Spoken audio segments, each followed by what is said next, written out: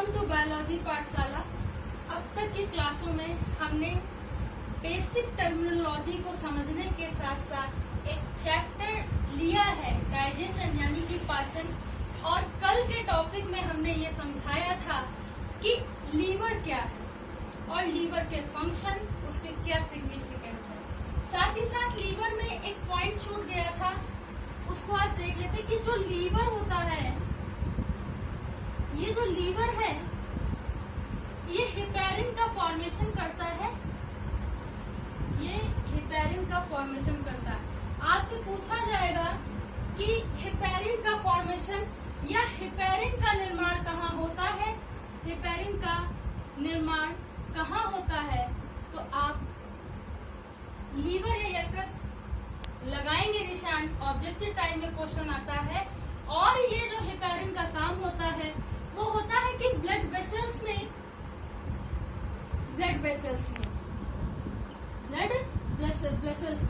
इसको कहते हैं रुधिर वाहिनियां। क्या कहते हैं? रुधिर वाहिनियां।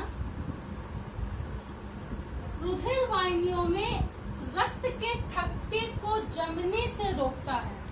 रुधिर वाहिनियों में रक्त के थक्के को जमने से रोकता है, या दूसरे टर्म में कहें कि हेपेरिन एक ऐसा प्रोटीन होता है जिसका निर्माण यकृत या लीवर में होता है जो रक्त जमने का विरोधी है। तो हेपेरिन का ये काम होता है। मुझे उम्मीद है कि आपको लीवर समझ में आया होगा। आज हम बात करते हैं जो टॉपिक है पेनक्रियास यानी कि अग्नाशय। चलिए देखते हैं। देखिए, उससे पहले हम आपको एक टर्म बताना चाहते हैं कि हम हमेशा एक बात कहते हैं, चाहे हम इंस्टीट्यूट में पढ़ाएं या कहीं पे भी पढ़ाएं, हम एक बात ये कहते हैं कि science is systematic body of knowledge, यानी विज्ञान किसी विषय का क्रमबद्ध अध्ययन है। बिना फैक्ट के, बिना तथ्य के विज्ञान या बायोलॉजी की कल्पना करना कठिन है। अगर हम इसके बेसिक टर्मिनोलॉजी की बात करें तो हर एक चीज की बेसिक टर्मिनोलॉजी होती है, और बायोलॉजी में तो टर्मिनोलॉजी का बहुत बड़ा महत्व होता है। कल हमने एक आपको पॉइंट बताया था, हमने कहा था जीनेसिस। जीनेसिस के दो टर्म्स होते हैं। इधर लिख दे रही हूँ। जीनेसिस के दो टर्म्स होते हैं। देखिए, आप समझ लीजिए, हमेशा याद रहेगा। एक जीनेसिस कभी अगर लास्ट में आता है किसी टर्म के, दैट मीन्स ये प्रोसेस होता है। पहली बात, ये क्या होता है? प्रोसेस होता है। अगर दूसरा जीनेसिस आता है तो वो डिसीज भी हो सकता है। ठीक, जैसे हमने कहा था ग्लाइकोजीनेसिस। हमने क्या कहा था? हमने ये कहा था ग्लाइकोजीनेसिस। Glycogenesis is the process in a liver when the glucose is converted into a glycogen. Glycogenesis liver में होने वाला, यकृत में होने वाला एक प्रोसेस या प्रक्रिया होती है जिसमें जो ग्लूकोज होता है ग्लाइकोजन में परिवर्तित होता है। ठीक, ऐसे हमने कहा ट्यूबरक्यूलोसिस यानी कि टीबी, ठीक है, एक बीमारी है बैक्टीरिया से। तो इस प्रोसेस को आप लोग याद रखेंगे। एक टर्मिनोलॉजी पता चली, दूसरी टर्मिनोलॉजी को सीखिए। हमने कहा कि science is systematic body of knowledge, यानी कि विज्ञान किसी विषय का क्रमबद्ध अध्ययन है। ये बात कहते कहते मेरी जबान कभी नहीं थकती है। अब इसके आगे की अगर हम बात करें, जैसे जेनेसिस होता है, अगर हम कहें कि किसी टर्म के आगे ना आए, ठीक है, ना आए, अगर ये ना समझ में आए तो हम कहें प्रोटीन। जैसे हमने कहा प्रोटीन, आप अपने मन में प्रोटीन बोलिए प्रोटीन। जैसे आप प्रोटीन बोलेंगे तो प्रोटीन में क्या आता है? ना। प्रोटीन खुद बताता है कि मैं प्रोटीन हूँ। प्रोटीन ये बात खुद बताता है कि मैं प्रोटीन हूँ, यानी कि प्रोटीन की पहचान करना हम लोग आसान कर सकते हैं। जैसे हमने कहा किसी बायोलॉजी के टर्म में ना आता है तो प्रोटीन को पहचानने के लिए ना लास्ट में जरूर आएगा, जैसे ट्रिप्सिन, ठीक है, फिर आएगा रेनिन, आ रहा है ना लास्ट में। ठीक, फिर हमने कहा एमाइलॉक्सिन, ठीक, इस तरीके से ट्रिप्सिन, रेनिन, एमाइलॉक्सिन और भी बहुत सारे प्रोटीन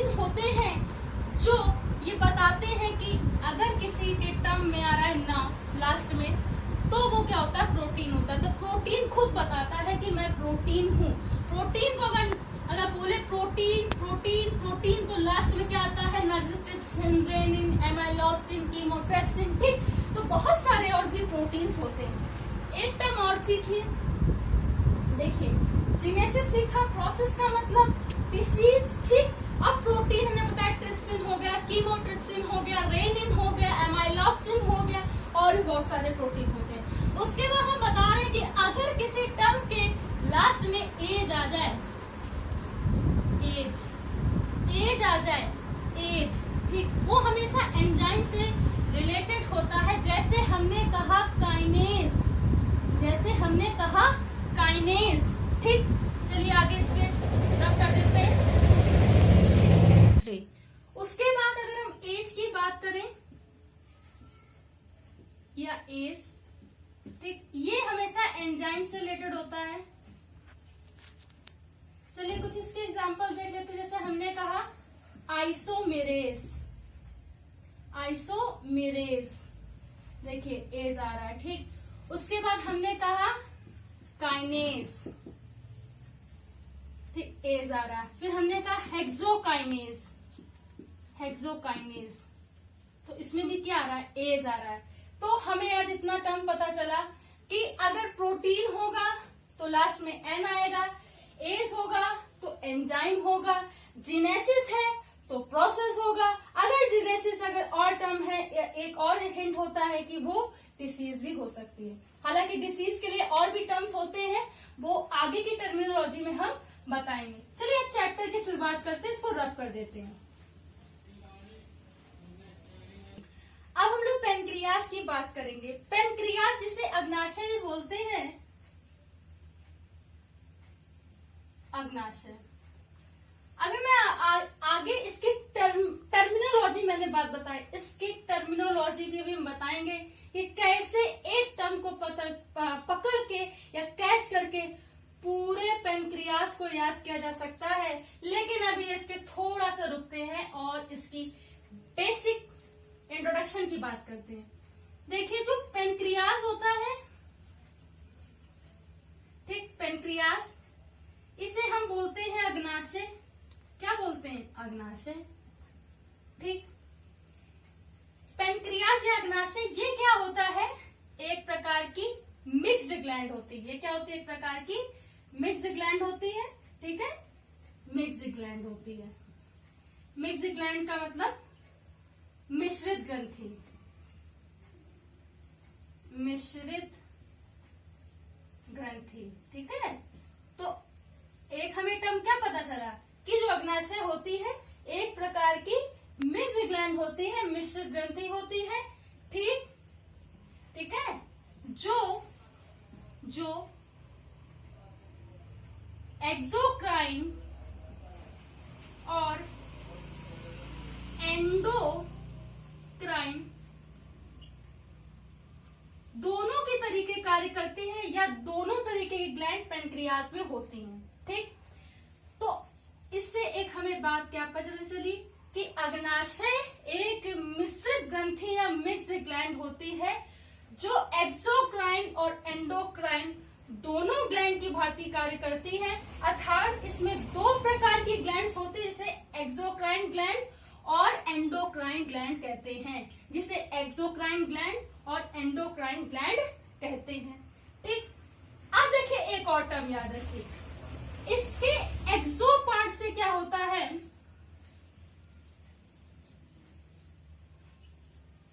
पेनक्रिएटिक जूस। इसके एक्सो पार्ट से पेनक्रिएटिक जूस सेक्रीट होता है, जिसे हम लोग क्या बोलते हैं, हिंदी में इसे अग्नाशयिक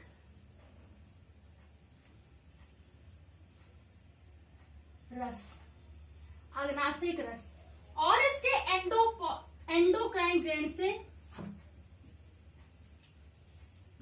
लेगरहैंस, लेगर ऐसे लिखा जाएगा, लेगरहैंस होती हैं, ठीक है, लेगरहैंस होती हैं, जिसे आइसलेट्स ऑफ लेगरहैंस भी कहते हैं, आइसलेट्स ऑफ लेगरहैंस,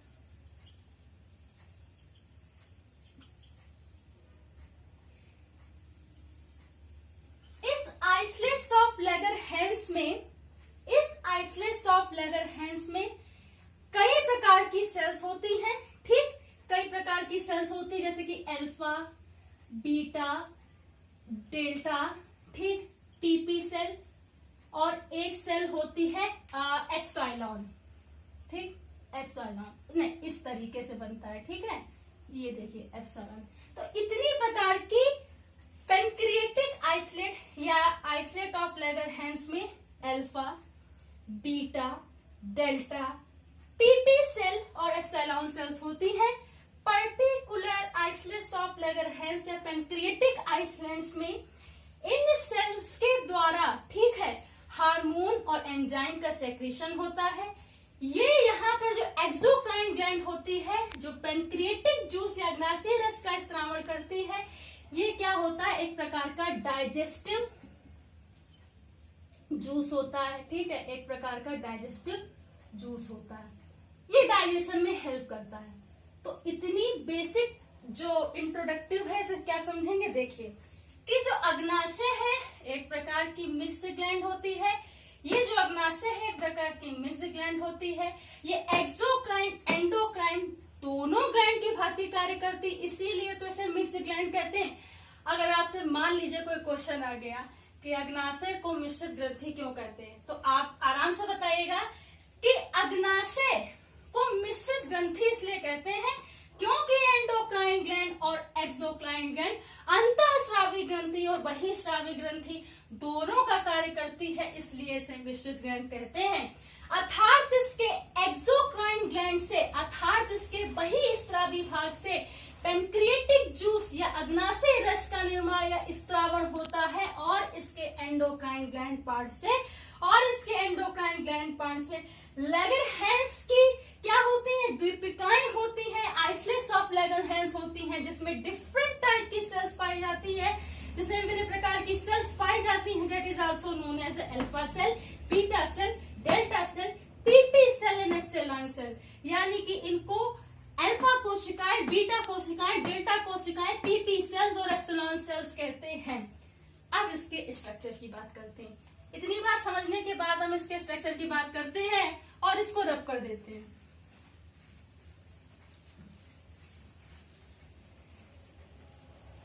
चलिए एक थोड़ा सा डायग्रामेटिक व्यू देखने की कोशिश करते हैं, इसके स्ट्रक्चर की बात करते हैं। चलिए अब जब हम पेनक्रियास के स्ट्रक्चर की बात करते हैं, तो अगर हम इसके देखिए थोड़ा सा पहले इसके बारे में बता देते हैं, फिर पेनक्रियास का फिर स्ट्रक्चर को बनाएंगे। पेनक्रियास या अग्नाशय जो होती है सी शेप होती है, सी शेप, ठीक, लीफ या लीव्स लाइक स्ट्रक्चर होता है, ठीक, लीव्स लाइक स्ट्रक्चर होता है। इतनी बात याद रखें कि पेनक्रियास जो है सी शेप होती है और लीफ लाइक या पत्ती के आकार का संरचना होती है। मैंने बताया था कि इसके जो राइट हैंड लोब पर यकृत के क्या होता है कि एक लीफ लाइक संरचना होती है, जिसे हम लोग क्या कहते थे, अग्नाशय। अभी एक दिन पहले की क्लास में बताया, तो इसे क्या कहते हैं, सी शेप इसका स्ट्रक्चर होता है, इस तरीके से होता है, तो सी शेप भी कहते हैं। और इसमें क्या होता है कि ये लीफ के आकार की भी होती है, ठीक। उसके बाद हम इसके देखिए पर्टिकुलर स्ट्रक्चर की बात करें तो इस तरीके से इसको अल्ट्रा माइक्रोस्कोप में देखते हैं तो कुछ इस तरीके से इसका स्ट्रक्चर नजर आता है।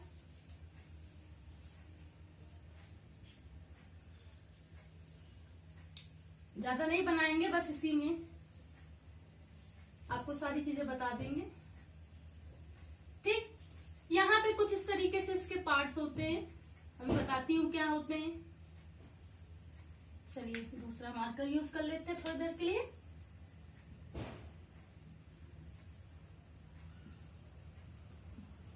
ठीक, यहाँ पे कुछ टिश्यूज पाए जाते हैं, ओके।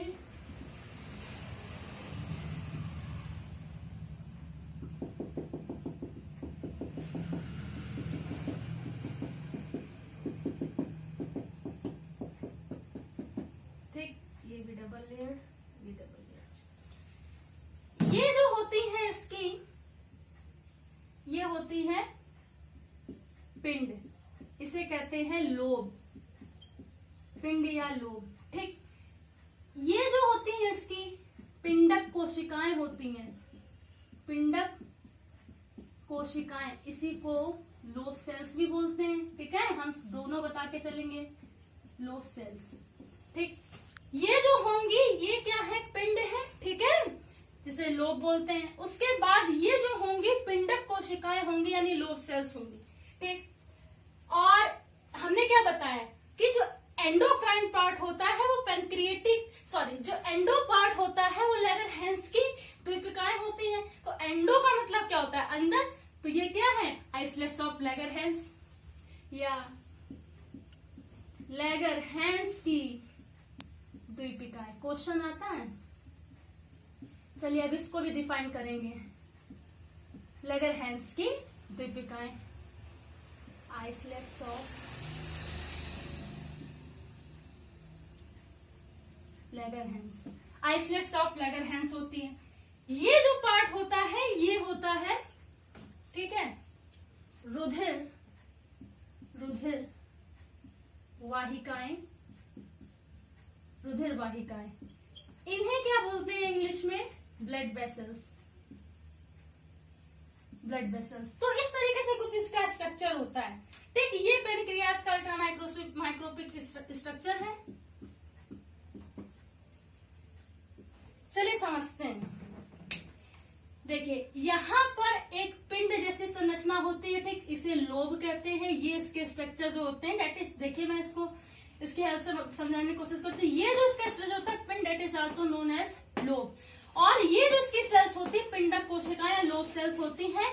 और पेनक्रियास के अंदर एंडोक्राइन पार्ट होता है, वो लैगरहैंस की द्वीपिकाएं होती हैं, जिसमें डिफरेंट टाइप्स की सेल्स होती है। इसे पेनक्रिएटिक आइसलेट्स भी बोलते हैं। उसके बाद इसमें क्या होता है कि कुछ ब्लड वेसल्स भी होते हैं, it is also known as a रुधिर वाहिकाएं। ठीक, इस तरीके से इसका पेनक्रिएटिक पूरा स्ट्रक्चर होता है। तो पेनक्रियास क्या होता है, सी शेप होता है, लीफ लाइक स्ट्रक्चर होता है।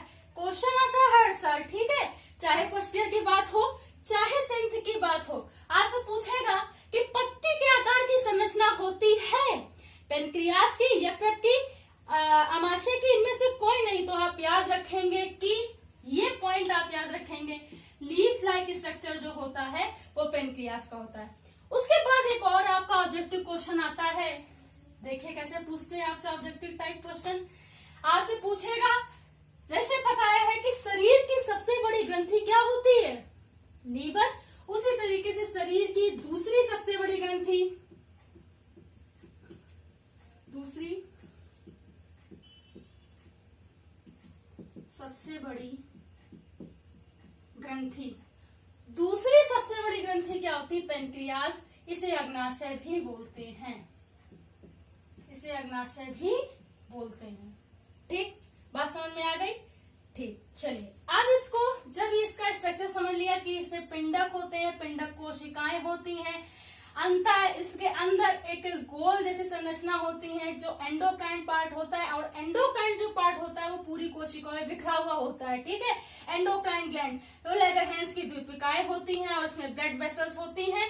और जो बाहरी पार्ट होता है वो एक्सोक्राइन होता है। तो ये पेनक्रियास का स्ट्रक्चर होता है। इसको रब करने के बाद अब आगे बढ़ते हैं।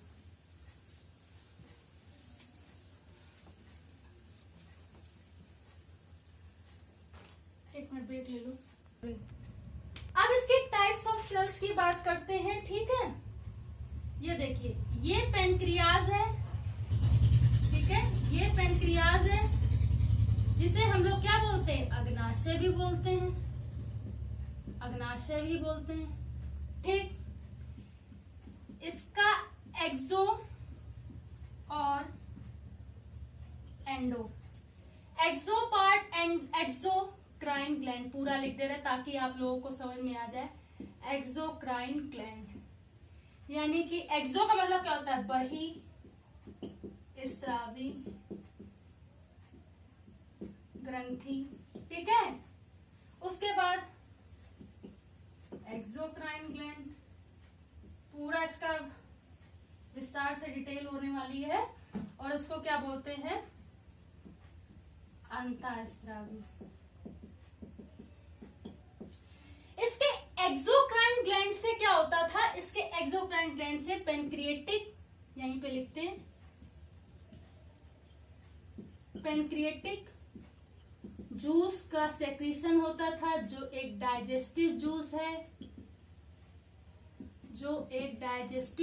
है, ठीक है। और इस डाइजेस्टिव जूस में बहुत सारे एंजाइम होते हैं, ठीक है। क्या होते हैं? एंजाइम होते हैं। अब नई चीज पता चली हमें, एंजाइम होते हैं जो क्या करते हैं? डाइजेशन में हेल्प करते हैं। जो क्या करेंगे? डाइजेशन में हेल्प करेंगे, ठीक। उसके बाद अगर हम बात करें एंडोक्राइन ग्लैंड की, एंडोक्राइन ग्लैंड में आइसलेट्स ऑफ लैगरहैंस हैं या पेनक्रिएटिक लैगरहैंस हैं, ठीक। और इनमें कई प्रकार की सेल्स होती हैं और इन सेल से हार्मोन का सेक्रीशन होता है, फॉर्मेशन होता है। हार्मोन्स का सेक्रीशन होता है या फॉर्मेशन होता है, जिनका पेनक्रिएटिक सेल्स में, जिनका पेनक्रियाज में स्पेसिफिक फंक्शन होता है, स्पेसिफिक फंक्शन होता है। देखिए अब कितनी बढ़िया चीज पता चली। देखिए मैंने फ्लो चार्ट इसलिए बना दिया क्या कि पेनक्रियाज जो एक क्या है? मिक्स्ड ग्लैंड है, मिक्स्ड ग्लैंड है, यानी कि क्या है? मिश्रित ग्रंथि है।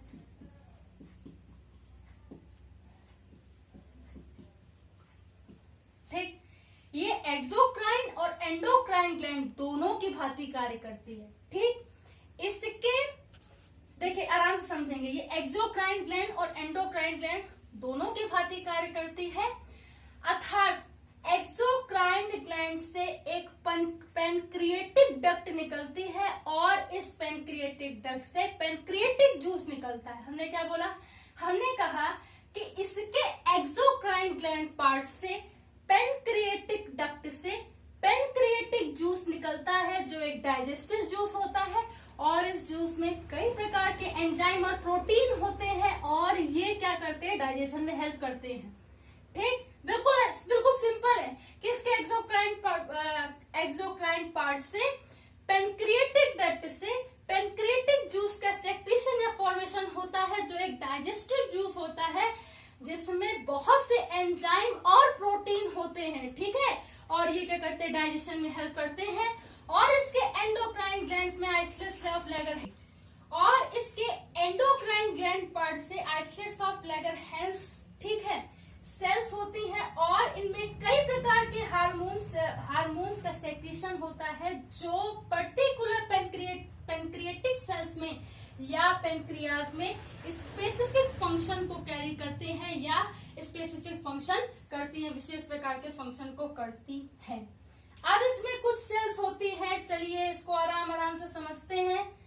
आ पाएगा इसमें? चलिए यहाँ पे नहीं आ पाएगा, हम चाहते हैं आ जाए किसी भी तरीके से यहाँ पे।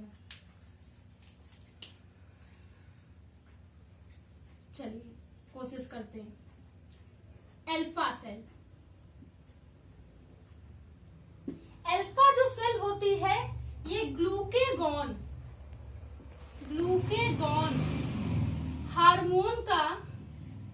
हार्मोन का सेक्रीशन करती है। जो अल्फा सेल्स होती है ये ग्लूकेगॉन हार्मोन का सेक्रीशन करती है, और ग्लूकेगॉन हार्मोन का जो काम होता है वो ये होता है कि ये ग्लूकोज को ग्लाइकोजन में परिवर्तित करता है।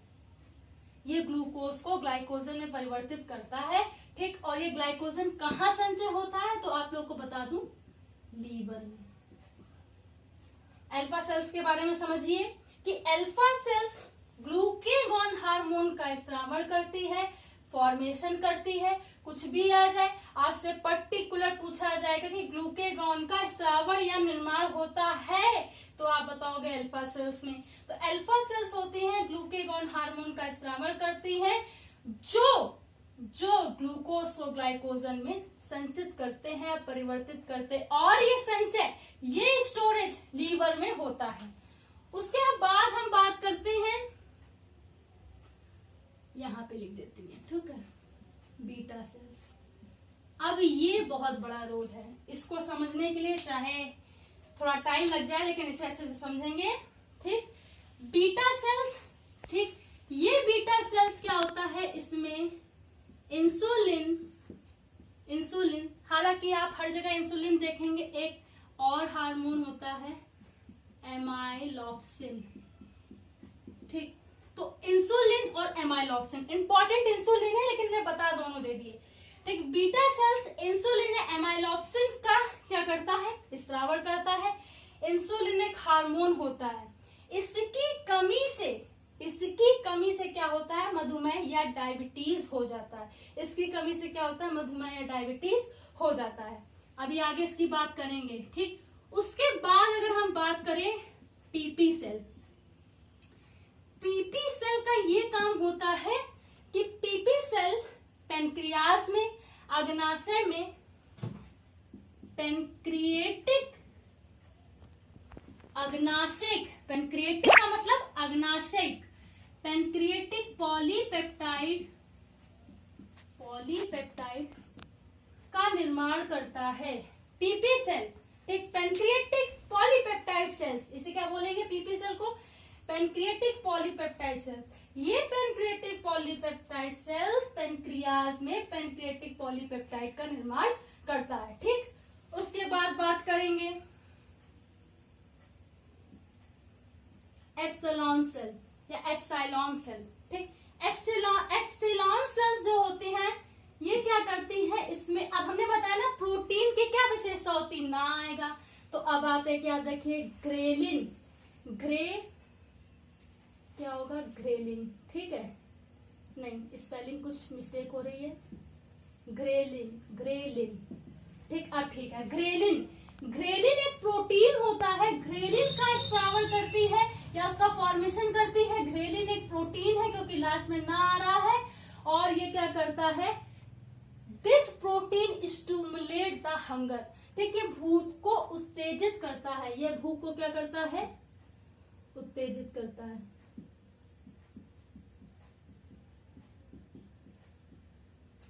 भूख को उत्तेजित करता है। तो इसमें आइसलेट्स ऑफ लैंगरहैंस में कितनी सारी सेल्स होती है, अल्फा सेल्स, बीटा सेल्स, ठीक है, पीपी सेल्स, एप्सिलॉन सेल्स, इस तरीके की सेल्स होती हैं। ब्रेक करो। इसमें एक और सेल्स होती है डेल्टा सेल्स, जो स्किप कर गया था मेरे दिमाग से, डेल्टा सेल जो सोमैटोस्टैसिन, ठीक, एक प्रोटीन होता है उसका फॉर्मेशन करता है, और ये सोमैटिक सेल्स के लिए बहुत आवश्यक होता है, ठीक। इस तरीके से अगर सीक्वेंस से याद करें तो अल्फा सेल्स जो होती हैं ये करती हैं ग्लूकेगॉन हार्मोन का सेक्रेशन करती हैं, ये ग्लूकोज को ग्लाइकोजन में बदलता है और ग्लाइकोजन में संचित होता है लीवर में। बीटा सेल्स क्या इंसुलिन और एमाइलॉप्सिन का सेक्रेशन करती हैं। इंसुलिन जो होता है ये ग्लूकोज की कंसंट्रेशन या ग्लूकोज की मात्रा को संचित करता है जिससे कि मधुमेह नहीं होता, लेकिन अगर इंसुलिन की कमी हो जाती तो डायबिटीज हो जाता है। उसके बाद अगर हम बात करें तो थर्ड नंबर पे डेल्टा सेल्स आती है, जो मैं बताना भूल गई थी। डेल्टा सेल्स में क्या होता है, सोमैटोस्टैसिन होता है जो सोमैटिक सेल्स के डेवलपमेंट के लिए बहुत आवश्यक होता है। उसके बाद पीपी सेल्स होती है, पॉलीपेप्टाइड सेल्स होती हैं जो पेनक्रिएटिक सेल्स में या अग्नाशयी सेल्स में क्या करती है, पॉलीपेप्टाइड का फॉर्मेशन करती हैं, ठीक। पॉलीपेप्टाइड का फॉर्मेशन इसलिए करती हैं ताकि इनमें प्रोटीन का फॉर्मेशन हो सके। और जो एप्सिलॉन सेल्स होती हैं वो एक प्रोटीन का फॉर्मेशन करती हैं जिसे ग्रेलिन कहते हैं, जो भूख को क्या करता है, स्टिमुलेट करता है, उत्तेजित करता है। तो इस तरीके से इसका एक ओवरव्यू समझ में आता है, ठीक। तो उम्मीद करती हूँ ये समझ में आएगा। इसको रब करते हैं और इसके आगे के प्रोसेस को समझते हैं।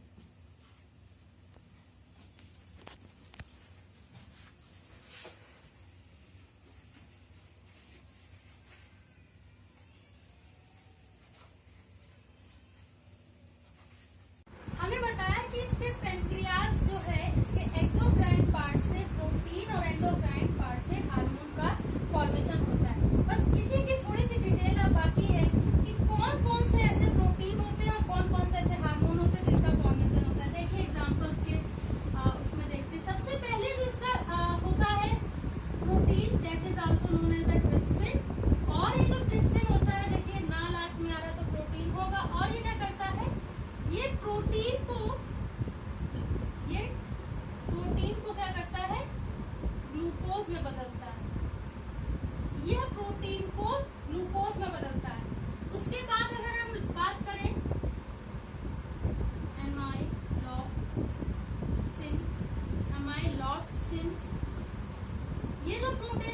है ये स्टार्च को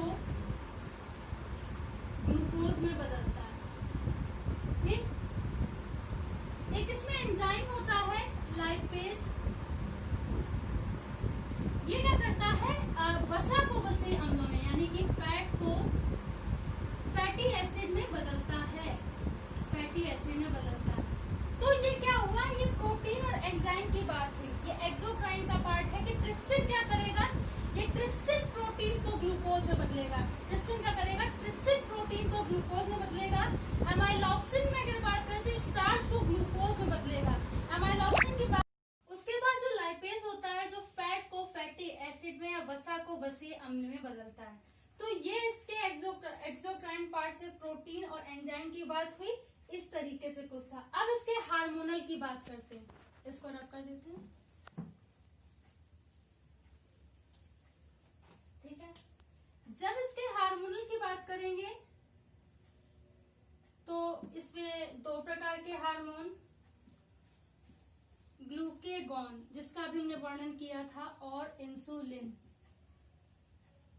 इंसुलिन दो हार्मोन का काम होता है। जो ग्लूकेगॉन हार्मोन होता है वो अल्फा सेल से निकलता है और ये क्या काम करता है, ये ग्लूकोज को ग्लाइकोजन में बदलता है, ग्लाइकोजन में बदलता है और ग्लाइकोजन में बदलकर ये क्या करता है, लीवर में स्टोर कर देता है, लीवर में स्टोर हो जाता है।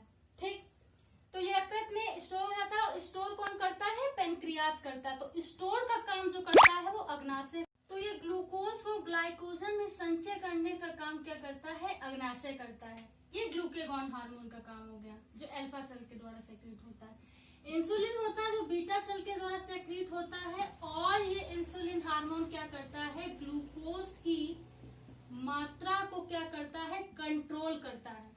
इंसुलिन हार्मोन जो होता है हमेशा ग्लूकोज की मात्रा को कंट्रोल करता है, यानी कि किसी भी बॉडी में ग्लूकोज की मात्रा ज्यादा ना होने पाए, इंसुलिन इस बात का ध्यान रखता है। तो इंसुलिन हार्मोन क्या करता है, ग्लूकोज के कंसंट्रेशन को हमेशा क्या करता है, कंट्रोल करता है और रेगुलेट करता है। ठीक, जब कभी इंसुलिन की कमी हो जाती है, जब कभी इंसुलिन की कमी हो जाती है तो किसी भी व्यक्ति को मधुमेह रोग हो जाता है, मधुमेह, ठीक, या डायबिटीज। ये डायबिटीज रोग होता है, ये दो प्रकार का होता है। एक होता है मिलिटस, मिलिटस, और एक होता है इंसिपिडस, इंसिपिडस। ठीक, जो डायबिटीज या मधुमेह मिलिटस होता है वो एक साधारण होता है। अगर किसी भी व्यक्ति को मधुमेह रोग हो गया जो इंसुलिन की कमी से होता है तो उसमें क्या होगा, ये जो मिलिटस होता है ये साधारण, ये जर्नल है, यानी कि अगर डायबिटीज को बायोलॉजी की लैंग्वेज में बोला जाए तो डायबिटीज मिलिटस होता है। और इसमें क्या होता है कि जो इसका कंसंट्रेशन होता है ग्लूकोज का लंबे समय तक ज्यादा रहता है, और इसमें क्या होता है, कंसंट्रेशन लंबे समय तक ग्लूकोज का ज्यादा होता है, इसलिए डायबिटीज मिलिटस या कॉमन भाषा में डायबिटीज हो जाता है। लेकिन जो इंसिपिडस होता है ये बहुत higher concentration of glucose cells में होता है और इसमें क्या होता है कि बहुत सारी एबनॉर्मलिटीज आ जाती हैं। इसमें अगर इंसिपिडस किसी को हो जाता है तो इससे किडनी भी लोगों की बहुत ज्यादा प्रभावित होती है, किडनी की फिजियोलॉजी और फंक्शन प्रभावित होते हैं, और साथ ही साथ व्यक्ति को नींद ना आना, इस तरीके की समस्याएं होती हैं, नींद ना आना इस तरीके की समस्याएं होती हैं। तो हार्मोन मधुमेह इंसुलिन बीटा सेल्स के द्वारा होता है और ग्लूकोज क्या करता है, इंसुलिन जब सेक्रेट होता है तो ये क्या करता है कि ग्लूकोज की मात्रा को हमेशा शरीर में क्या करता है, कंट्रोल करता है। लेकिन इंसुलिन की कमी से मधुमेह डायबिटीज रोग हो जाता है। और ये डायबिटीज बेसिकली दो प्रकार का होता है। जो ज्यादातर लोगों में डायबिटीज होता है उसे डायबिटीज मिलिटस कहते हैं, और इसमें क्या होता है कि जो ग्लूकोज का कंसंट्रेशन होता है वो लंबे समय तक ज्यादा बना रहता है। ठीक, और जो इंसिपिडस होता है इसमें क्या होता है, higher content of glucose, glucose की जो मात्रा होती है बहुत ज्यादा होती है और बहुत असामान्यताएं और एबनॉर्मलिटीज हो जाती हैं। इससे किडनी बहुत जल्दी प्रभावित हो जाती है, ज्यादा से ज्यादा यूरिन आता है और नींद न आने की समस्याएं हो जाती हैं। अब मैंने आपको शुरुआत में वीडियो के बताया था कि अग्नाशय अपने आप में बहुत कुछ छोड़ता है हमने कहा था हम इसको लास्ट में बताएंगे। पोलो अग्नाशय, अग्नाशय में ये आता है जी, जिसका मतलब होता है ग्लूकोज। जब ये ग्लूकोज, अग्नाशय, इस टर्म को याद रखेंगे, और अग्नाशय में आता है जी, जी यानी कि ग्लूकोज, और ग्लूकोज से हम सारे क्या पेंक्रिएटिक, एक्सोक्राइन और एंडोक्राइन ग्लैंड को याद रखेंगे। हमें बीटा सेल्स याद आएंगी, लेगरहैंस की द्वीपिकाएं याद आएंगी और हार्मोन्स याद आएंगे। तो ये अपने आप में बहुत ज्यादा टर्म्स याद रखता है। अगर पूरे वीडियो को समझे तो अग्नाशय को याद रखेंगे तो सारी चीजें बहुत क्लियरिफाई होती हैं। उम्मीद करते हैं कि आपको आज की पाठशाला समझ में आई होगी और साथ ही साथ आपको ये टॉपिक समझ में आया होगा। अगर ये टॉपिक आपको समझ में आया है तो बायोलॉजी पाठशाला को सब्सक्राइब करें, लाइक करें, शेयर करें, दूसरों को ज्यादा से ज्यादा दें ताकि इससे ज्यादा से ज्यादा बच्चे समझ सकें और इसका लाभ उठा सकें। धन्यवाद।